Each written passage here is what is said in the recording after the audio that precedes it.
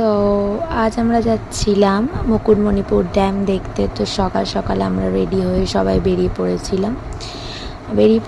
First যাব breakfast করতে। আর বাঁকুড়াতে breakfast মানে হচ্ছে মুড়ি, ঘুগনি আর চপ। তো যাই হোক, তারপরে ওখান থেকে গাড়ি নিয়ে আমরা মুকুটমণিপুর ড্যামের কাছে এসেছি। রাস্তাটা দেখো কি সুন্দর লাগছে। আর ওদিকে হচ্ছে একটা বড় জঙ্গল। তো উঠছিলাম একটু ওই জঙ্গলের ভিতরে গাছপালাগুলো দেখতে। মাটিটা দেখো পুরো লাল হয়ে আছে। তারপরে রাস্তাটা এত ভালো লাগছিল। আর সামনের দিকে ছিল একটা অনেক পুরনো দিনের একটা বট গাছ। যাই হোক, এরপর আমরা ড্যামে এসেছি।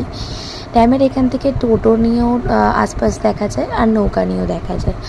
তো আমরা এই নৌকাটা বুক করেছিলাম এবং নৌকা করে যাচ্ছিলাম আশপাশের সিনগুলো দেখতে।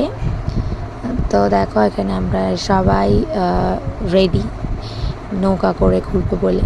আর এইটা ছিল আমার লাইফের ফার্স্ট বোট রাইড। আর আমি এত ভয় ছিলাম ফার্স্টে, তারপর অনেকটা এনজয় করছিলাম। তারপরে নৌকাটা এপারে এসে আমাদের নামিয়েছিল একটা মন্দির দেখতে, শিব ঠাকুরের মন্দির।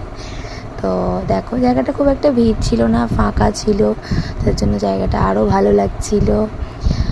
আর এটা অনেকটা উঁচুতে ছিল, মানে অনেকগুলো সিঁড়ি করে উঠেছিলাম। দেখো, দেখলে বুঝতে পারবে। আর এখানে কিছু কিছু এরকম ছোট ছোট পাথর পাহাড় টাইপের ছিল। যাই হোক, তারপর আবার নৌকাতে উঠেছিলাম এবং নৌকা করে এটা যাচ্ছিলাম আমরা ডিয়ার পার্ক।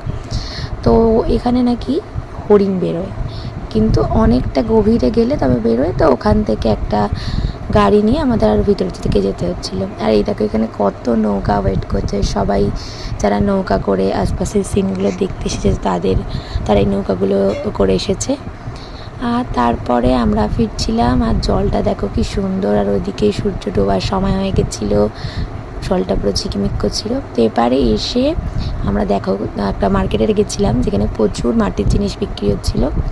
আর দেখো, এগুলো লাইন দিয়ে দোকান, তোমরা যত খুশি শপিং করতে পারো এবং খুব সুন্দর সুন্দর জিনিস খুব রিজনেবল প্রাইসে পাওয়া যাচ্ছিলো। তো এইসব করে আমরা বাড়ি ফিরে আসি। তো আজকের জন্য টাটা।